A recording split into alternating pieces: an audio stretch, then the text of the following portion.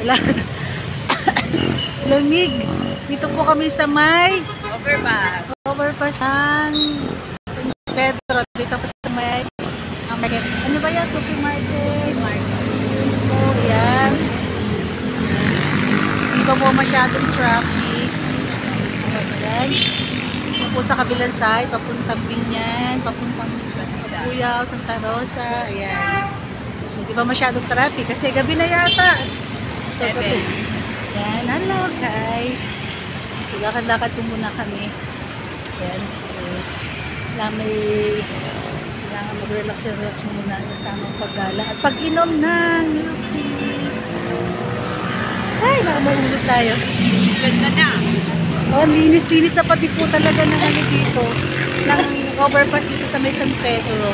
So, hindi na siya nakakatakot tumawid at umakyat dito. Very safe na po. So, thank God. Thank God. Naku talaga, hindi na ulan. So, God bless everyone. Bye-bye, Mama.